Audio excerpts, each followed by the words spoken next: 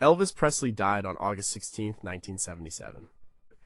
He was 42 years old. The world was told he died of a heart attack, a cardiac arrhythmia. It was a simple, tragic end for a cultural icon. But was it the truth? In the hours, days, and decades that followed, a different story began to take shape. It was a story of conflicting reports, sealed documents, and whispered secrets.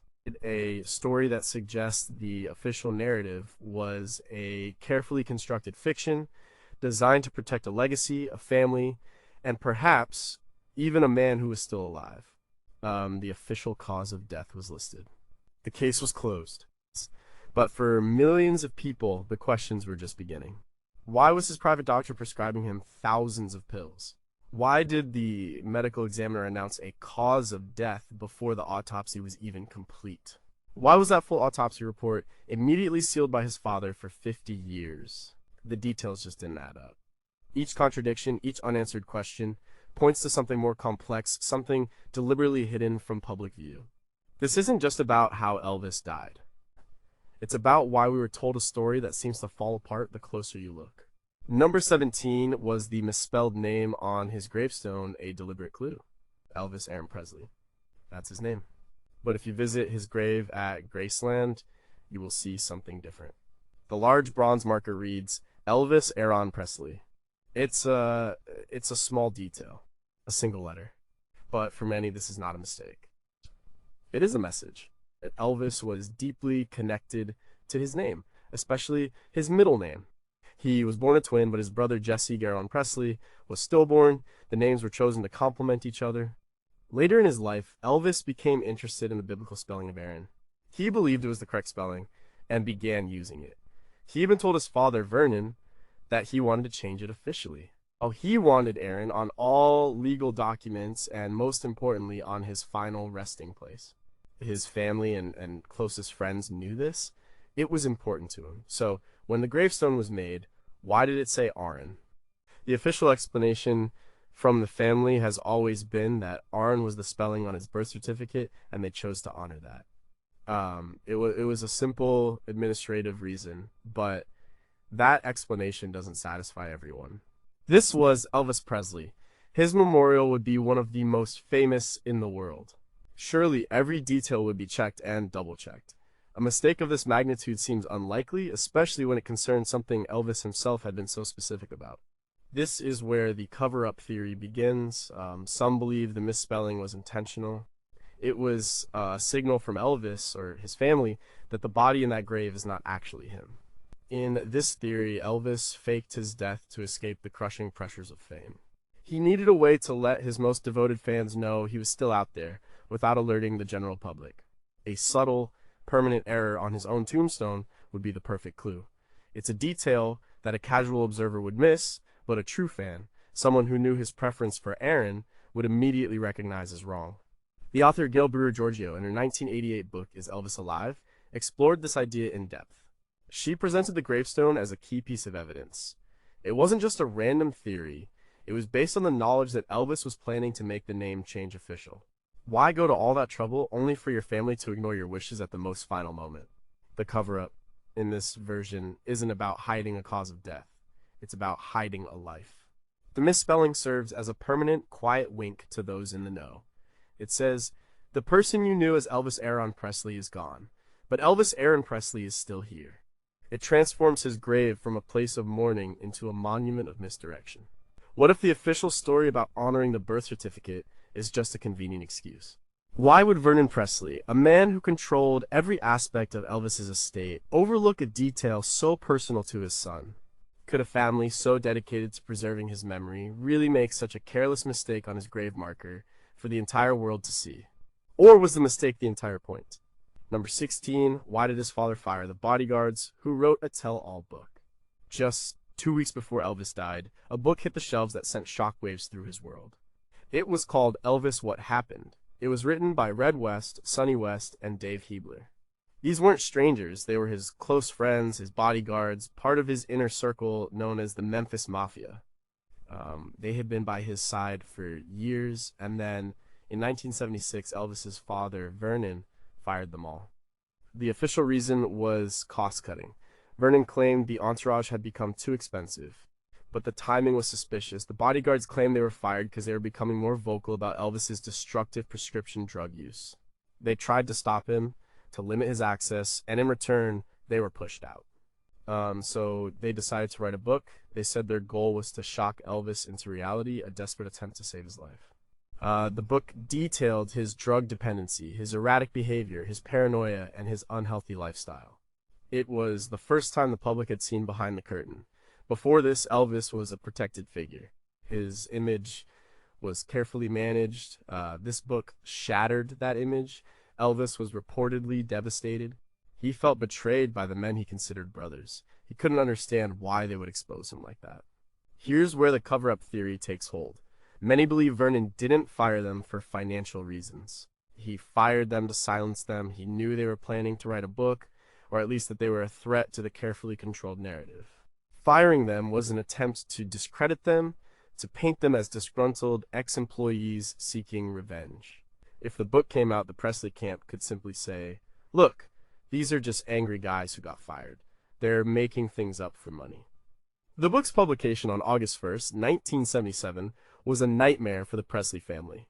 It laid bare the very secrets they had worked so hard to keep. And then, on August 16th, Elvis was dead. The cause of death was announced as a heart attack. No mention of drugs. The book, which had spelt out the problem in painstaking detail, was suddenly seen by many as a prophetic warning. But for the family, it was a liability. The cover-up here was an attempt to control the story before and after his death. Firing the bodyguards was step one, discredit the source. After his death, step two was to stick to the natural causes story, making the book seem like a cruel, exaggerated fiction. The family, particularly Vernon, had a vested interest in protecting the Elvis brand. A story about a tragic heart attack was far more palatable and better for business than a story about a slow, sad suicide by prescription medication. The bodyguards and their book were a direct threat to that sanitized version of events, where the Wests and Dave Hebler really fired to save money, or were they pushed out for trying to save a man who didn't want to be saved? Was their book a genuine attempt to help, or a final act of betrayal? And did Vernon Presley's actions reveal a man trying to protect his son's finances, or a man desperately trying to hide a terrible and deadly secret? Number 15 was the official time of death deliberately manipulated. Elvis was found unconscious by his girlfriend, Ginger Alden, on the afternoon of August 16, 1977.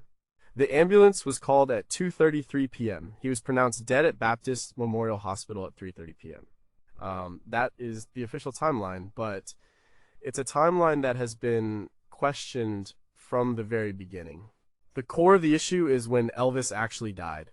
According to some insiders and medical professionals involved, Elvis had likely been dead for hours before he was found. He was found on the floor of his bathroom, cold and showing signs of rigor mortis and livor mortis, the purplish pooling of blood in the lower parts of the body after death. These are not signs of someone who has just had a heart attack. They indicate that death occurred much, much earlier. Dr. Noel Florindo, one of the physicians who saw Elvis in the emergency room, has stated that Elvis was clearly dead for a long time before he arrived at the hospital. He noted the physical signs that suggested a time of death closer to the early morning, perhaps around 9 a.m., not in the early afternoon. If that's true, it means he lay dead in his bathroom for several hours before anyone called for help. So why would the timeline be manipulated? The theory points to a cover-up designed to protect those in the house. If Elvis died in the morning, it raises some very uncomfortable questions. Where was everyone? Why didn't anyone check on him? Ginger Alden's official story is that she saw him in the morning, he went to the bathroom to read, and she fell back asleep. She didn't discover him until the afternoon. If he had been dead for hours, her story becomes less plausible. A manipulated timeline helps to create a more straightforward, less negligent narrative. It suggests a sudden, unforeseen medical emergency that was responded to as quickly as possible. The truth, if he had been dead for hours, suggests a scene of chaos, neglect, or perhaps something worse. It implies that the people closest to him were either not with him or were not in a state to help him. The official time of death at 3:30 p.m. is simply when a doctor officially pronounced him dead. It's not necessarily when he died, but by focusing on that official time, the narrative shifts away from the difficult hours of the morning. It papers over the cracks in the story of his final moments. The cover-up wasn't just about the cause of death, it was about the circumstances surrounding it. It was about making the scene look less troubling than it might have been. A delayed discovery of the body could imply that others in the house were incapacitated, or that no one dared to disturb the king, even when it was clear something was wrong. Why would Ginger Alden wait so long to call for help if she found him earlier? Was she instructed to delay the call to allow time for the scene to be managed? If doctors in the ER could tell he had been dead for hours, why was this information suppressed and not made part of the official report to the public? What really happened at Graceland between the early morning hours and that 2:33 p.m. phone call? Number 14, why was the police investigation so incredibly short? When a world-famous celebrity dies unexpectedly at home at the age of 42, you would expect a thorough investigation. You would expect the scene to be secured, evidence to be collected, and detailed interviews to be conducted. With Elvis Presley, that didn't really happen. The police investigation was brief, almost cursory. It was treated less like a potential crime scene and more like a private medical matter. Memphis police were present at Graceland, but their role seemed to be more about crowd control than forensic investigation. There are reports that members of Elvis's entourage were cleaning up the room where he died before the authorities had a chance to properly examine it. Vials of medication and other potential evidence were allegedly removed from the scene. The focus was on getting Elvis to the hospital, and then on managing the chaos that erupted when the news broke. This lack of a rigorous investigation is a major red flag for those who suspect a cover-up. If the cause of death was truly a simple heart attack, then a brief investigation might make sense. But given Elvis's known issues with prescription drugs, which were an open secret in his circle, a more in-depth look was warranted. Why weren't more questions asked about the sheer volume of medications in the house? Why wasn't the room sealed off? The decision seemed to be made very early on this was a natural death. Any evidence that pointed towards an overdose, even an accidental one, was seemingly ignored or not pursued. This could have been out of respect for the family, an attempt to protect Elvis's reputation, or something more coordinated. The Memphis establishment had a deep connection to Elvis. He was their city's biggest star. A messy investigation involving drugs would tarnish his legacy and the city's image. Dan Warlick, an investigator from the Tennessee State Medical Examiner's Office, was on the scene. He later described seeing numerous vials and prescription bottles. Yet, the official narrative that quickly emerged was one of a heart attack, with the drug issue pushed to the background. This suggests a consensus was reached to keep the story clean. The cover-up in this instance was one of omission. By not investigating thoroughly, authorities avoided uncovering inconvenient truths. The quick acceptance of natural causes effectively shut down any further inquiry. It allowed the Presley family and estate to control the narrative from the very beginning. A proper police investigation would have taken that control away. It would have meant interviews, search warrants, and public records. Instead, the matter was handled quietly and quickly, leaving a void of information that has since been filled with suspicion and speculation. Was the lack of a proper investigation a simple result of the chaos and shock of the day? Or was it a deliberate choice made by authorities to protect a local hero from a scandalous end? Who made the decision to not treat Graceland as a potential crime scene, and what evidence might have been lost or removed in those first crucial hours? Number 13, did Ginger Alden's story about finding the body keep changing? And Ginger Alden was the last person to see Elvis alive, and the first person to find him dead. Her account of that day is the foundation of the official story, but over the years, critics have pointed out inconsistencies and changes in her story, leading to suspicions that her testimony was part of a managed narrative.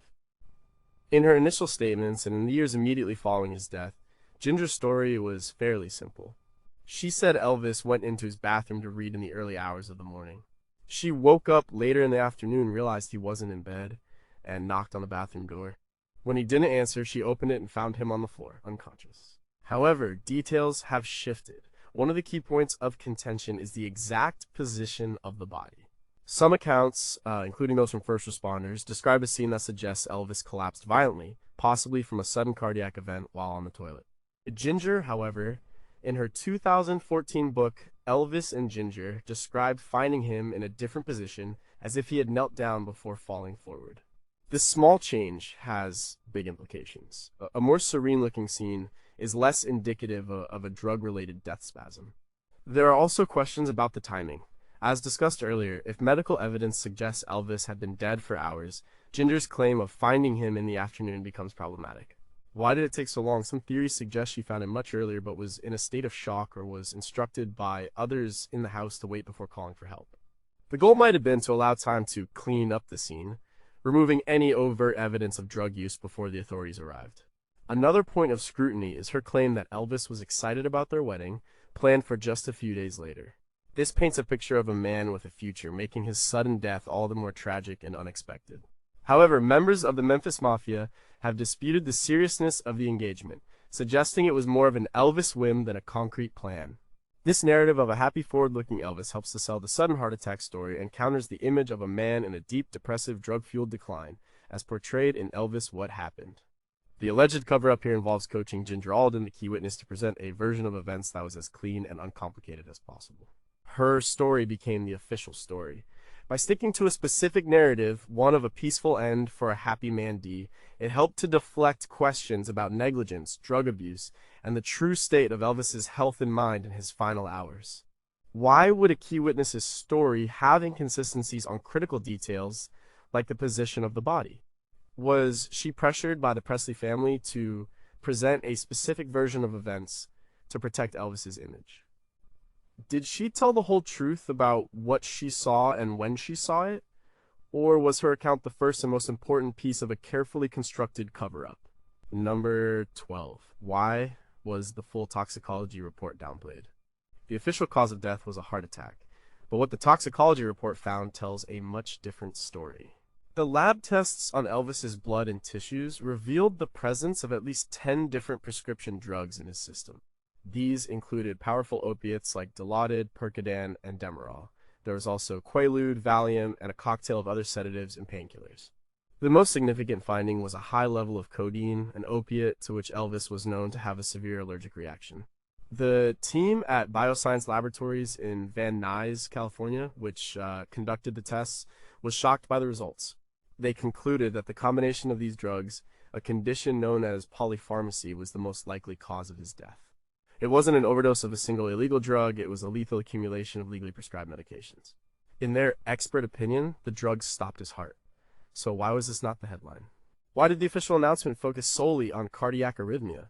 This is the heart of the cover-up theory. The decision was made to publicly downplay the role of the drugs and emphasize a natural cause of death. The medical examiner for Shelby County, Dr. Jerry Francisco, held a press conference shortly after the autopsy and stated that drugs had not played a role in Elvis's death. This was before he had even received the full toxicology report. When the report did come in, confirming the massive amount of drugs, the narrative didn't change. The story remained heart attack. The cover-up was an act of public relations.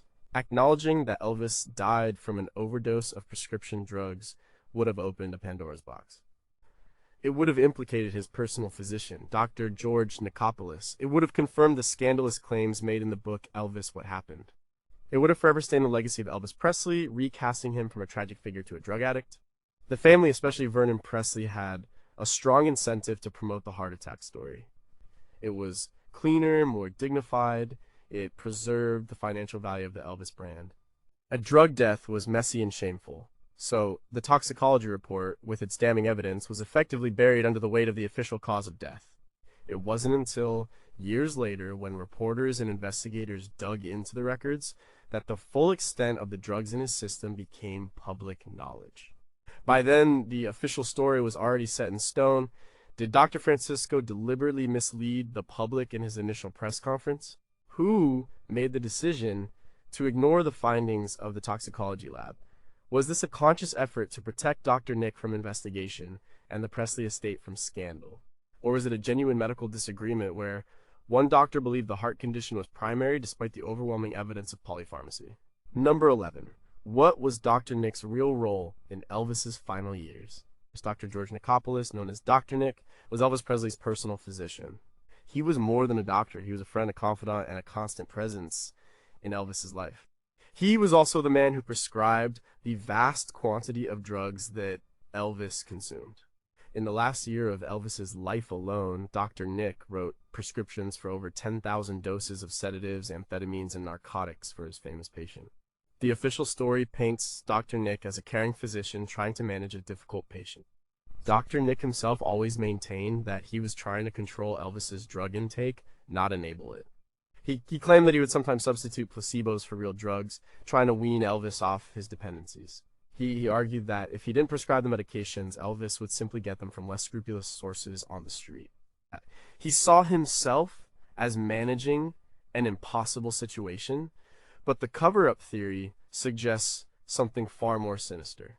It posits that Dr. Nick was not a manager, but a primary enabler. He was the gatekeeper to the drugs Elvis craved, and he kept the supply flowing to maintain his privileged position in the king's inner circle. The sheer volume of prescriptions is hard to defend from a medical standpoint. It points to gross negligence and malpractice, at the very least. After Elvis's death, Dr. Nick's role came under intense scrutiny. In 1981, he was put on trial for overprescribing, not just to Elvis, but to Jerry Lee, Lewis, and other patients as well. He was acquitted of criminal charges, with the jury believing that he had acted in what he thought was his patient's best interest. However, the Tennessee Board of Medical Examiners saw it differently. They revoked his medical license in 1995, concluding that he had been guilty of gross malpractice. The cover-up here is multi-layered. First, there was the immediate effort to shield Dr. Nick from blame by emphasizing the heart attack theory. If Elvis died of natural causes, then the prescriptions were irrelevant. Second, there was the effort by Dr. Nick himself to frame his actions as therapeutic rather than enabling. This narrative protected him legally and professionally for years. The Presley estate also had an interest in not blaming Dr. Nick too harshly. To do so would be to admit that Elvis was a willing participant in his own destruction, a drug addict completely dependent on his doctor. It was easier to portray Elvis as a man with health problems managed by a trusted physician. The story of a corrupt doctor and a helpless addict was bad for business. By keeping Dr. Nick's role ambiguous, the focus could remain on Elvis's heart condition, not his drug habit. Was Dr. Nick a well-intentioned doctor caught in an impossible situation, or a compliant enabler who traded his medical ethics for fame and fortune? Did he truly believe he was helping Elvis, or was he just giving a powerful man what he wanted? And how deep did the effort go to protect him from the consequences of his actions in the immediate aftermath of Elvis's death? Number 10. Why was the original death certificate changed? On August 17, 1977, the day after Elvis died, his official death certificate was signed.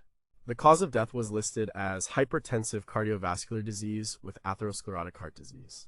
In simple terms, a heart attack. This was the version of events given to the public. It was signed by Dr. Jerry Francisco, the medical examiner who had publicly dismissed the role of drugs. However, this was not the end of the story. Years later, a new death certificate quietly surfaced. This amended document, signed in 1994, included a crucial addition. It listed the contributing cause of death as codeine, ethinamate, methaqualone, pentobarbital, phenobarbital, meperidine, nortriptyline, diazepam, and phenyltoloxamine intoxication. It was a list of the prescription drugs found in his system. It was a direct contradiction of the original simplified narrative. This change is a smoking gun for those who believe in a cover-up. For nearly 2 decades, the official public record stated that Elvis died of a heart attack. The drugs were not mentioned. The amended certificate proves that eventually the medical authorities had to acknowledge the overwhelming evidence from the toxicology report. But why did it take 17 years? And why was it done so quietly? The theory is that the original death certificate was a deliberate deception. It was a legal document created to support the public relations story that the Presley family and estate wanted to promote.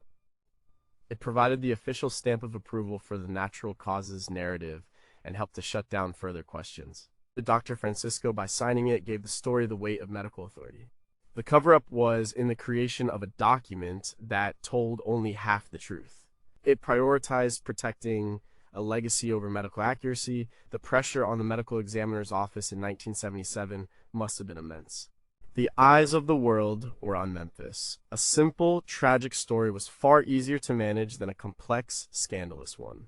The original death certificate was the cornerstone of that simple story. The eventual amendment in 1994 can be seen as a quiet correction of the record, likely prompted by renewed media interest and investigations, such as the one conducted by the ABC News show 2020. But it was done without fanfare. There was no major press conference announcing that the official cause of death had been wrong for all those years. The change was made, the record was updated, but The popular understanding of Elvis's death had already been cemented in the public consciousness. The cover-up had already done its job. Why was the truth about the drugs left off the original death certificate when the information was available? Who made the decision to omit this crucial information? Was Dr. Francisco pressured to sign a document he knew was incomplete? And does the existence of two different death certificates prove that there was a deliberate effort to mislead the public from the very beginning? Number 9. What did Vernon Presley say in his final interview? Well, Vernon Presley, Elvis's father, was the patriarch of the family and the executor of his son's estate. He was a quiet private man thrust into the center of a global media storm. In the months following Elvis's death, he guarded the family's privacy fiercely. He made very few public statements, but in one of his last interviews before his own death in 1979, he said something that has fueled speculation ever since. In a conversation reported by sources close to the family, Vernon allegedly confessed that Elvis did not die from a heart attack. He is quoted as saying something to the effect of, "My son did not die from that. He died from an accidental overdose." This statement, if true, is a direct contradiction of the official story that Vernon himself had helped to create and maintain. Why would he say this? By this time, Vernon was in failing health. He was perhaps looking to unburden himself of a heavy secret.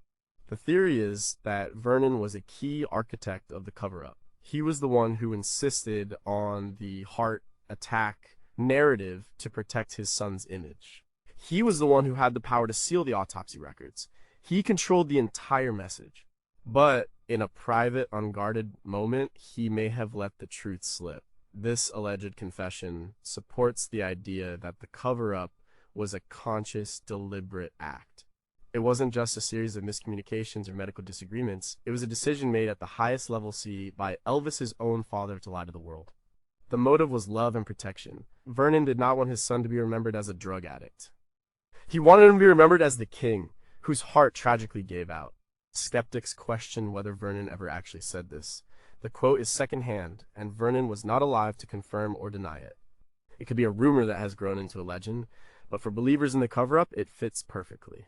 It explains who was in charge of the cover-up and why they did it.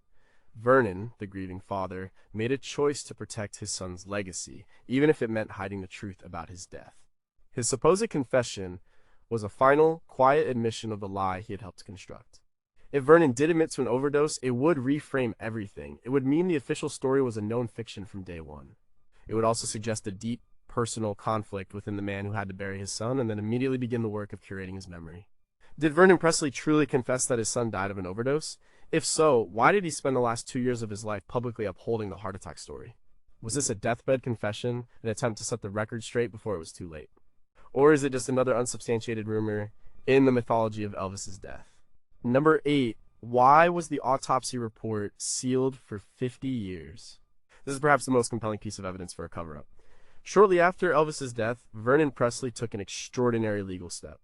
He petitioned the court to have the official autopsy report sealed from the public for 50 years. The request was granted. The full detailed findings of the examination of Elvis Presley's body will not be publicly available until 2027. This action is at the very core of every conspiracy theory. The question is simple and powerful: why? If the official cause of death was a straightforward heart attack, what could possibly be in that report that needs to be hidden for half a century? An autopsy report details the physical state of the body, the condition of the organs, and the results of toxicology tests. If it simply confirms the public story, there would be no reason to seal it. The immediate conclusion is that the report contains information that contradicts the official narrative. The most likely candidate is evidence that points conclusively to a drug overdose as the primary cause of death. The toxicology summary that eventually leaked out already points in this direction. The full autopsy report would likely contain even more damning detail, perhaps about the condition of Elvis's liver, kidneys, and other organs, showing the long-term damage caused by years of prescription drug abuse. Sealing the report was an act of total information control. It ensured that no journalist, no researcher, and no curious member of the public could access the primary medical evidence. It allowed the Presley family to be the sole arbiters of the truth. Whatever they said was the story, and there was no official document to challenge it. The 50-year term is also significant. By 2027, most of the people directly involved will have passed away. The emotional and financial stakes will be lower. The impact of any revelation will be historical rather than immediate. This act of sealing the record is seen by many as a tacit admission that there is something to hide. It fuels the belief that the cardiac arrhythmia story was a convenient fiction and that the truth is far more complicated and tragic. It also feeds the more extreme theories. Could the report contain evidence of something other than a drug overdose? Could it show signs of a different, undisclosed medical condition? Or, as the most fringe theories suggest, could it contain evidence that the body autopsied was not Elvis's at all? What could possibly be in a medical document that is so explosive it needs to be hidden for 5 decades? Is it just confirmation of a drug death, or is it something more shocking? Why did the court agree to such a long and unusual period of secrecy for a public document? And what will really happen in 2027 when the seal is finally broken? Number 7, was the doctor who conducted the autopsy pressured to lie? The autopsy on Elvis Presley's body was a team effort, but one man was at the center of it, Dr. Eric Muirhead, the chief pathologist at Baptist Memorial Hospital. He was a respected professional, but his role in the events of August 16, 1977 has been the subject of intense debate. The central question is whether he was pressured by the Presley family and the medical examiner, Dr. Francisco, to support the heart attack theory, even if his own findings pointed elsewhere. During the autopsy itself, the pathologist found evidence of severe chronic health problems. Elvis was not a healthy 42-year-old. He had an enlarged heart, significant coronary artery disease, and a severely impacted colon, a condition known as megacolon. Any of these could have contributed to his death, but at the same time, the toxicology results were coming in, showing the cocktail of drugs in his system. This created a conflict. Was it the heart, or was it the drugs? Dr. Francisco, the public face of the investigation, quickly and decisively chose the heart. But was this a consensus view among the pathologists? Some sources suggest that Dr. Muirhead and his team were more focused on the overwhelming evidence of polypharmacy. They believed the drugs were the trigger that stopped the already weakened heart. The cover-up theory suggests that Dr. Muirhead was effectively overruled. He may have signed off on the official cause of death, but it might not have been his primary conclusion. The pressure to present a unified front, to avoid a public scandal, and to placate a powerful and grieving family could have been immense. In the world of Memphis in 1977, going against the official narrative about Elvis Presley would have been a career-defining and possibly career-ending move. Joseph Davis, a respected medical examiner from Florida who later reviewed the case, stated publicly that there is no evidence in any of the data that he died of a heart attack. He believed the drug findings were overwhelming. This expert opinion from an outsider lends weight to the idea that the original examiners were either mistaken or coerced. Dr. Muirhead largely remained silent on the controversy for the rest of his life. He did not seek the spotlight or write a tell-all book. This silence can be interpreted in 2 ways. It could be the silence of a professional who did his job and stands by his findings. Or it could be the silence of a man who was part of a decision he was not entirely comfortable with and chose not to revisit it. Were the pathologists who actually examined the body in unanimous agreement that a heart attack was the primary cause of death? Was Dr. Muirhead pressured by his superior, Dr. Francisco, or by Vernon Presley to downplay the role of drugs in his final report? If he had been a free agent, would his conclusion on the death certificate have been different? Number 6, why was the body embalmed so quickly? In most cases of unexpected death, especially one that may involve drugs, the body is kept in a refrigerated state for a period of time. This is done to allow for further toxicological tests if they are needed. Once a body is embalmed, the chemical process can degrade or destroy the evidence in the blood and tissues, making further analysis difficult or impossible. Elvis Presley's body was embalmed very quickly, within hours of the autopsy being completed on the evening of August 16th. This rapid embalming has been cited by researchers as another suspicious element of the official story. Why the rush? The official reason would be that the family wanted to prepare the body for the public viewing at Graceland, which was scheduled for the next day.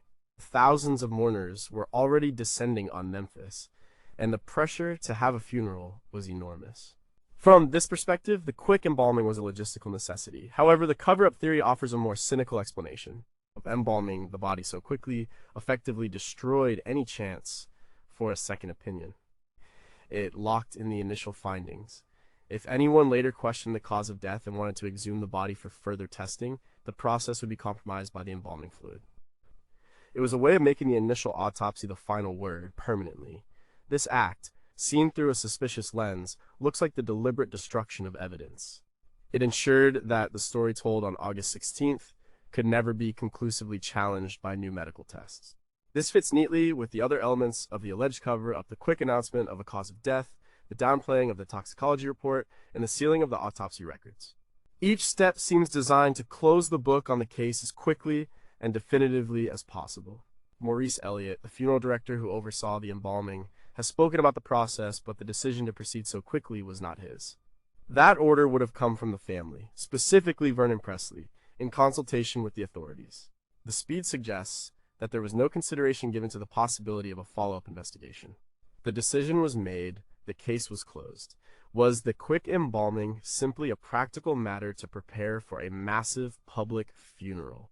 Or was it a calculated move to prevent any future scientific challenge to the official cause of death?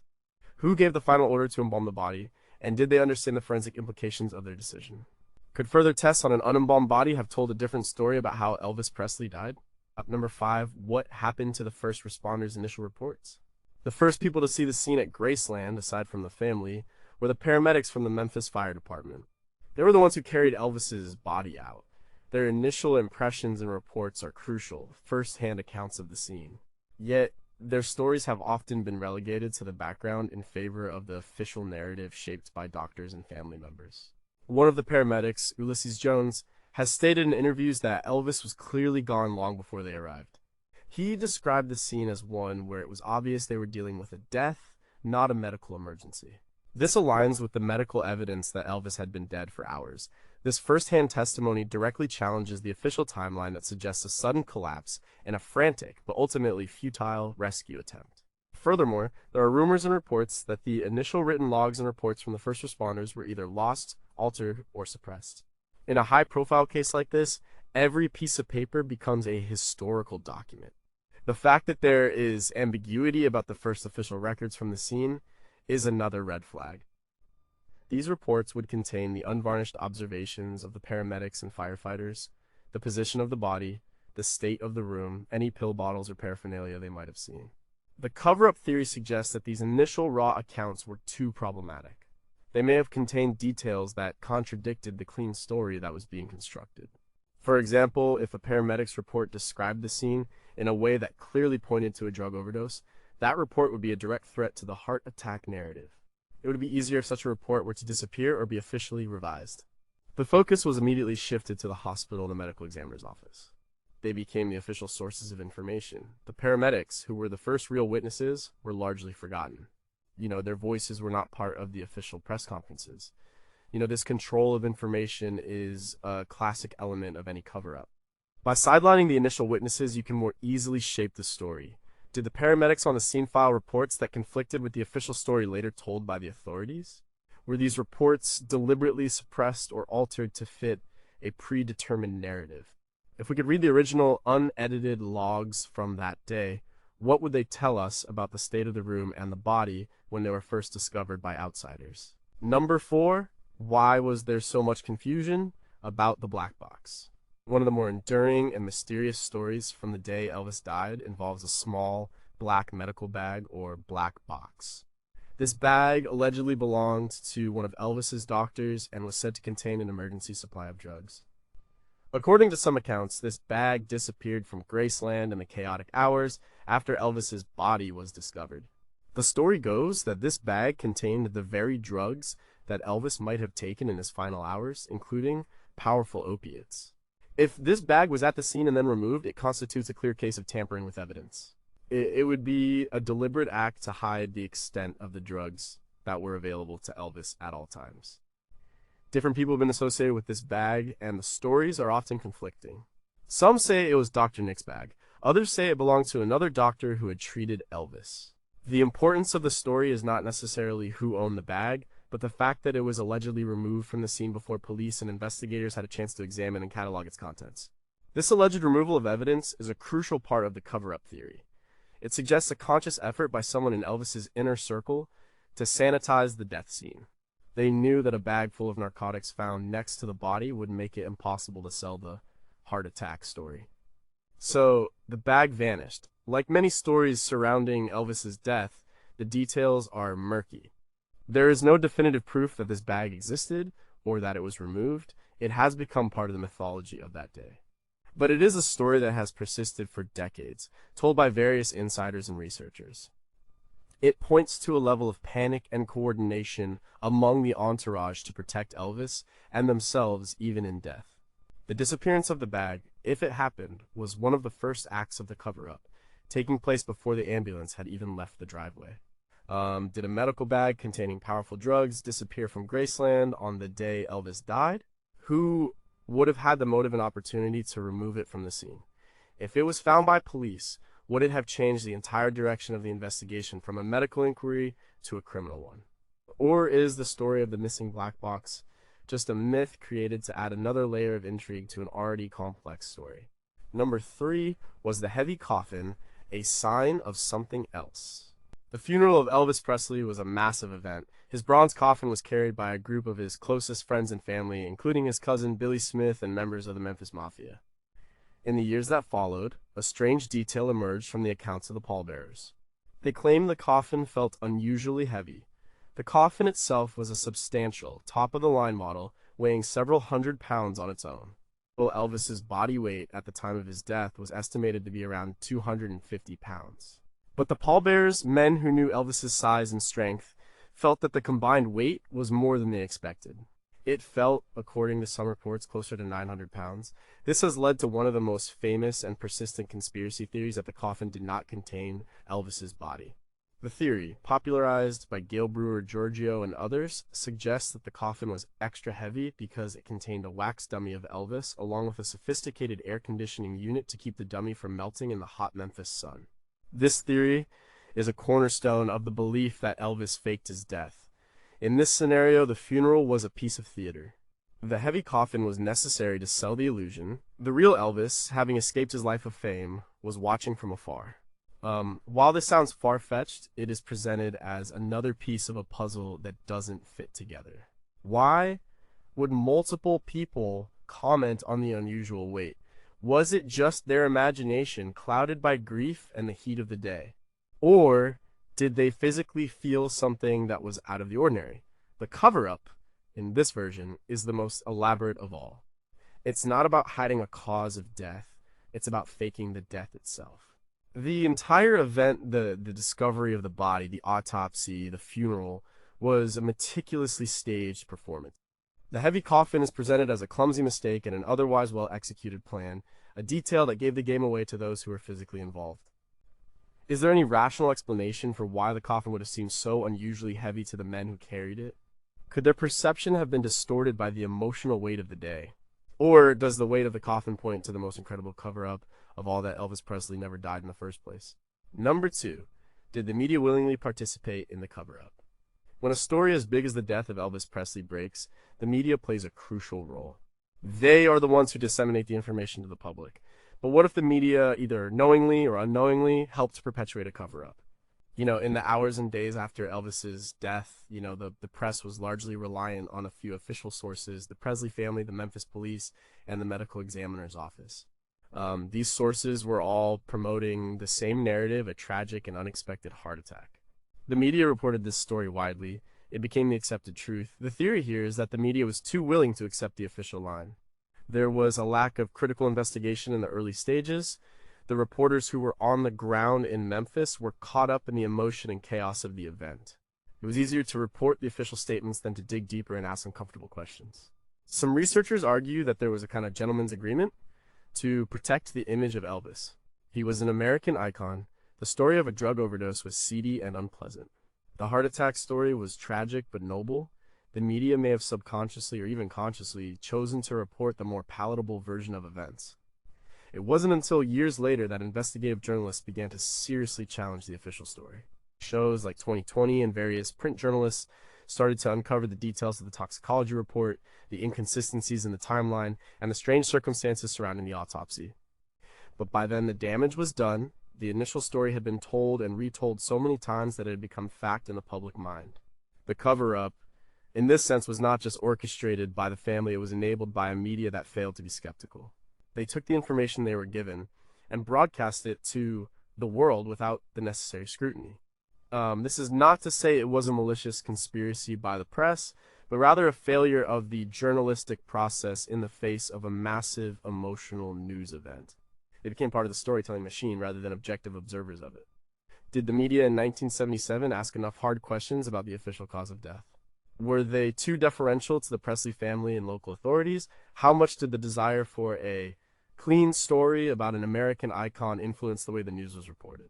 And would the public's understanding of Elvis's death be different today if the press had been more aggressive in its initial investigation? Number one, was the official cause of death a lie to protect his legacy? We arrive at the final and most fundamental alleged cover-up. It is the one that encompasses all the others.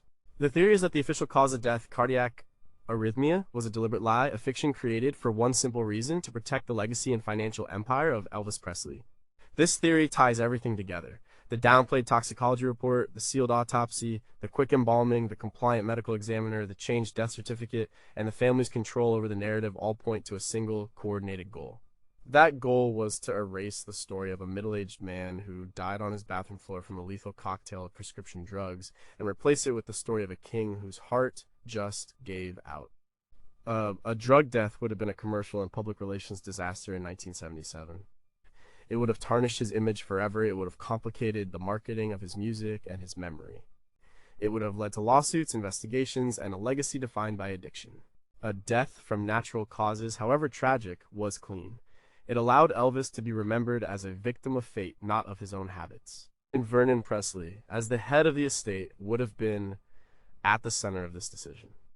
He was not just a grieving father, he was the steward of a multi-million-dollar brand. The choice to promote the heart attack story was a business decision as much as it was a personal one. This is the grand cover-up theory. It's not about faking a death or hiding a murder. It's about something more common and, in some ways, more understandable. It's about a family trying to control how their loved one is remembered. They chose a more dignified story over a messier truth, and in doing so, they created a mystery that has lasted for decades.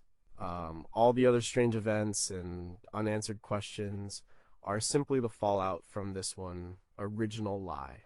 If this theory is true, it means that nearly everyone involved, family, doctors, and local officials, participated either actively or passively in misleading the public.